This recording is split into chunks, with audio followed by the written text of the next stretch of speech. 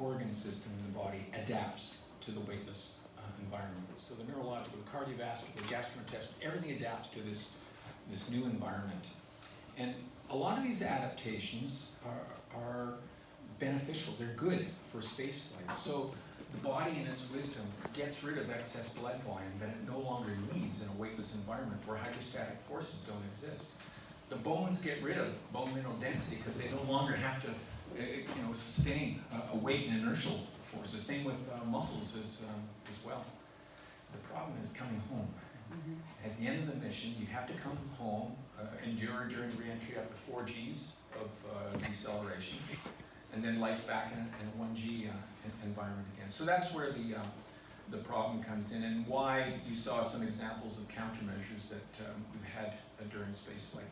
For most, not all, most of the physiological adaptations that we encounter, we develop countermeasures. So exercise, as you saw, is a primary countermeasure, but pre-flight conditioning, vitamins, medications taken during flight are some of the countermeasures in addition to exercise. In my case, I was different than my 2 colleagues here in that I had a vision problem during flight. About a month into the flight, I began having difficulty with short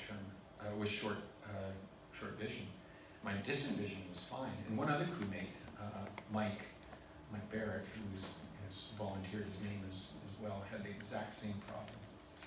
So we measured, we documented our visual changes, and we saw that our reading vision was compromised. We reported it to the ground. The ground was very excited.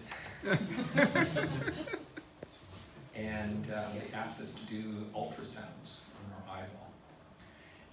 There was an ultrasound machine aboard the space station. We never trained for this prior to flight, but we did ultrasound of our eyeball and showed that the back of the eyeball and the optic nerve leading out of the eyeball was swollen. So now the ground was really excited.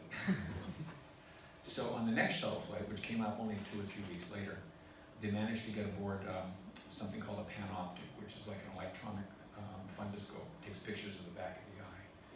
And again, never had any training on this, but we managed by being telementored from the ground to take publication quality images of the back of our eye, which showed something called papilledema, which means swelling of the back of the eyeball.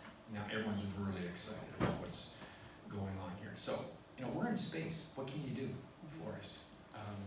So all they did is they sent us up some corrective lenses to help us with the reading.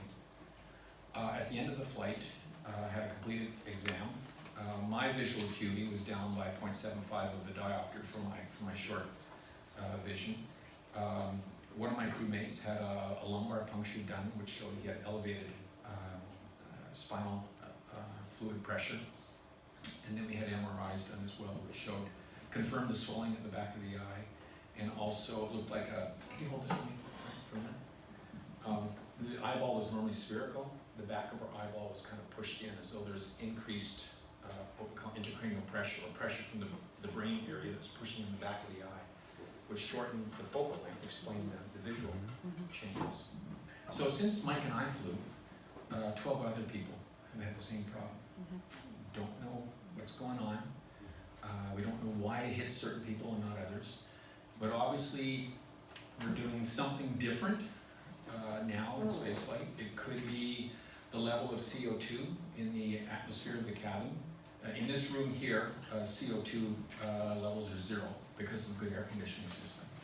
On the station, we tend to let CO2 rise up 2 or 3% or so. It's easier in the life support system. Maybe that's the problem.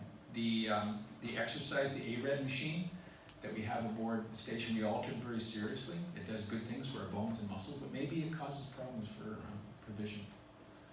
And then some people say it's got something to do with metabolism as well. So, for a 6-month flight, you can probably get away with these kinds of visual changes. For a 2.5-year mission to Mars, I don't think you can.